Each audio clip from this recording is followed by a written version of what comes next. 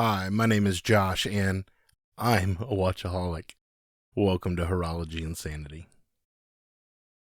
What is up, my watch friends? So, check this out. Today, we're going to be looking at a Feynman One. Now, this watch is the Eclipse Blue, and this is going to be my kind of not-a-review video for it. I did an unboxing video, so I hope that you've seen that by now. And I wanted to get my first impressions of this one just because I have been long awaiting getting my hands on this watch. There is a Feynman owners group in Facebook, and I'm in that, and there's some great people in that group, and I missed out on the Kickstarter for this one. And so ever since then, I've been just kind of eyeing them from afar.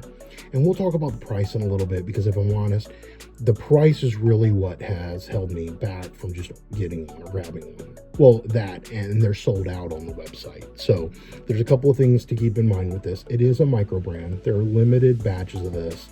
In fact, the website says that this blue one is a limited edition that will not be made again. So they won't have more of this model for you to check out in the future. But they do have other variants and other models. The Kickstarter campaign had, I think, 3 to start out. And I didn't get in on the Kickstarter campaign mainly because I didn't know about it.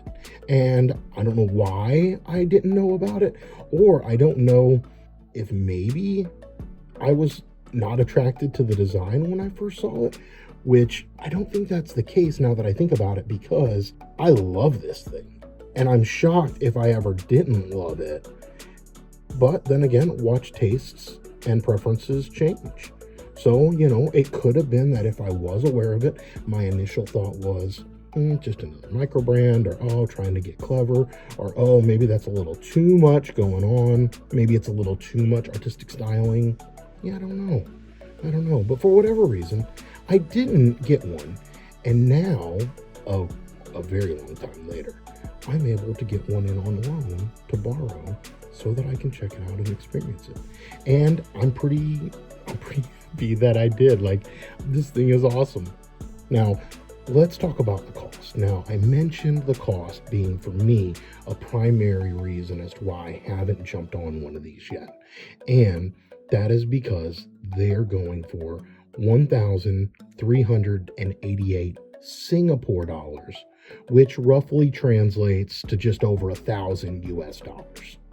Okay, so let's just real quick go over the specs and everything about the watch. You see that I have my scale out. Let's turn it on. We can get a quick weight of it. And it looks like it's 80 grams on leather. So overall, it looks a little thick and chunky. It's really not on wrist. And we'll talk about the thickness of it and the way that it plays out in this design. And then I also have to compare with it the Zelos Nova. This is the same movement, and it's a lot thinner. But we'll get to that in just a second. But when we talk about the specs of this, 80 grams on this alligator style leather that it came with, it's really not that heavy. Now, wrist check, I'm wearing the Hamilton Murph today, which is an absolute dream of a watch. But with this Feynman, the dimensions of it are 39 mil. So let's see what we get. 38.5. Maybe that depends on where you grab it. There's 39.1. So it's not huge. It's a little under that 40 millimeter sweet spot that so many other watches are. But this is a dress watch, and dress watches, according to many claims, are supposed to be a little bit smaller. Now, they say a 45 Lug-to-Lug, and let me see if I can get a measurement on that. Again, maybe it depends on where you grab it. I'm getting almost 47 from the tip to tip, the way the Market Long Island always says. Tip to tip, I'm getting 47.1. And 12.5 thick. So let's get the overall thickness here. And 12.6. And that's with this kind of slightly box domed sapphire crystal that they've got on here. So let's see here, 20 millimeter strap width, and they're right on the money there. So being able to change straps on this is a breeze. Now, they didn't give you quick adjust straps, which is one thing. However, you might want to change this, or for some of you, need to change out this strap, because when I put this on, I was on the very last hole here, and that was strangling my wrist a little bit. Now, for those of you who don't know, my wrist fluctuates between 8 inches in the morning when it's most swollen, and it slowly but surely throughout the day goes down to about 7.75 in the evenings or before bed. And so I've got about 1/4 of an inch flux that I notice every day in my wrist. Now, in fact, it's enough to where usually I would start out on one watch strap. Like here, I'll start out on one watch strap, and then later as the day goes on, I'll end up, like after dinner, tightening it up one, just because it'll feel a little loose because of my wrist swell going down. On the Feynman, though, that was not the case. And in fact, I wish I would have had another hole right here, because this strap, the strap itself is long enough, but where they place the holes, this last hole right here, I think is probably for about a 7.75 inch wrist. I didn't wear this watch in the morning. I put it on and then immediately took it off, just because I didn't want to deal with that. I wore it on the second half of the day, more in the evening, to try to experience it on the wrist because of that. And because this isn't mine. If this were mine, I'd punch a hole right there and I'd continue to wear it. But when you get watches in on loan, you can't do that kind of stuff.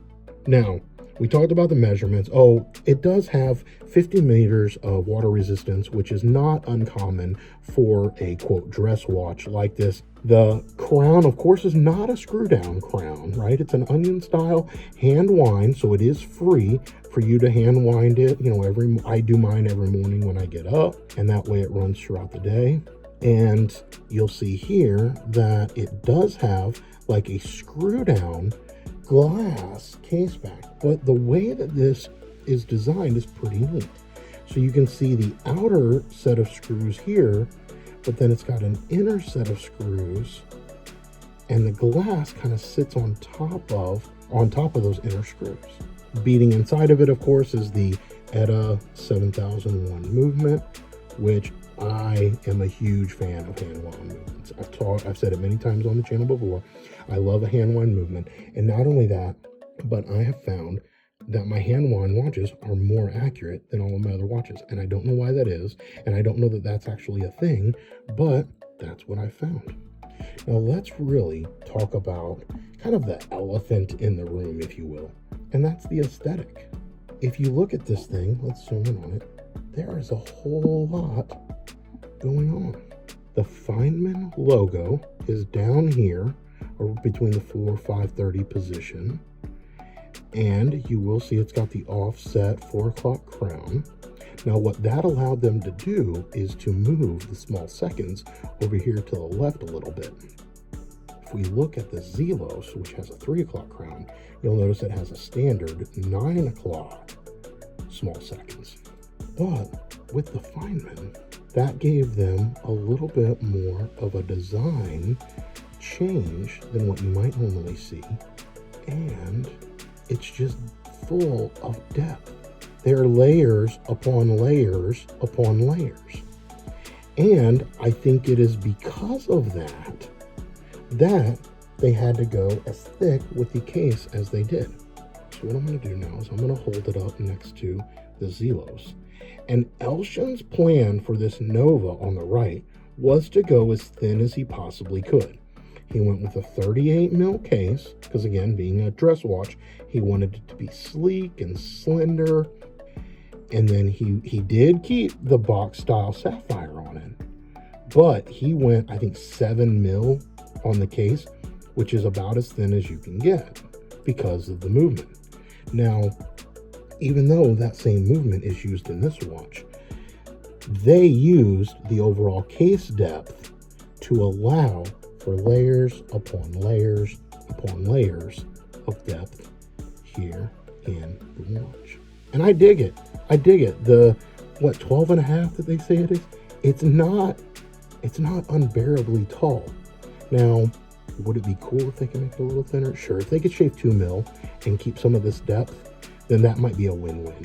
But Oh, it's pretty cool. Look here, you see a little distortion on the edge of the crystal. I actually dig that. I think that's a fun feature of a watch.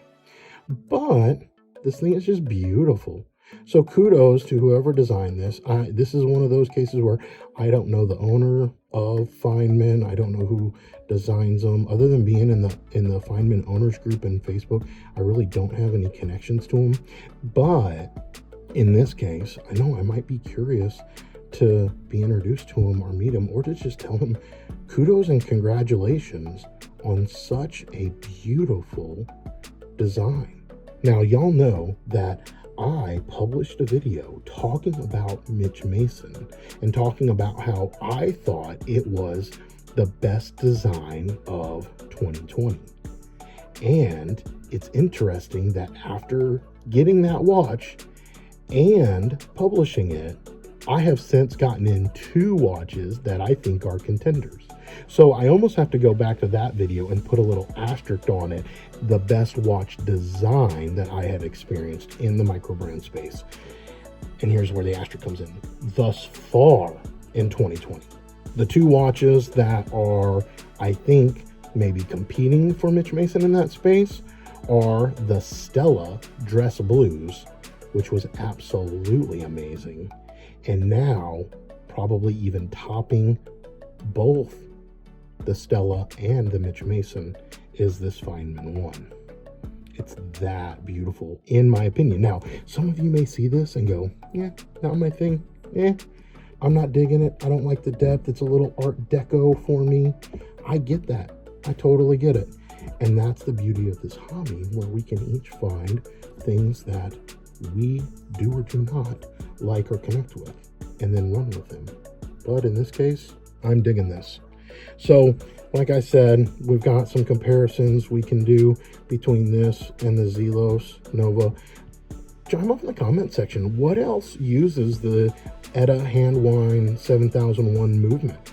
I'm kind of curious now to just see what other offerings in this space use this movement, and how are they using it? Because you see 2, especially when you look at the thickness here, you see 2 very different styles and designs between the Zelos and the Feynman.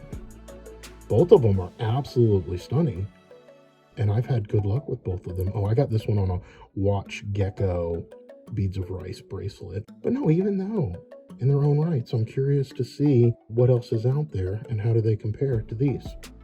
So anyway, let's include one note real quick about the legibility of this watch. Now, the legibility on camera seems not very good, and I don't know if that's my studio lights or what's going on, but I will say that in person, the legibility is not a problem at all, even in varying light conditions. I had no problems reading the time on this Feynman whenever I look down at it. And if I hold it at this angle right here, that's pretty much what I saw all the time. And you could see that that's fairly legible. For some reason, when I come up here, the hands kind of disappear, at least in the video. And I never noticed the hands disappear in real life. It's kind of like Grand Seiko. It doesn't have any lume or anything like that, but the hands, for whatever reason, glisten off of whatever little bit of light is anywhere around. Now, of course, if it's truly dark, you're not going to be able to see it. But even in low light, yeah, that's about right there. That's what I was able to see in almost every condition that I was in. So with that, we'll call this one a wraps. Thanks for tagging along. Let me know down in the comment section, what do you think of this watch? Is it too much? Would you have one? Do you have one? All right, y'all.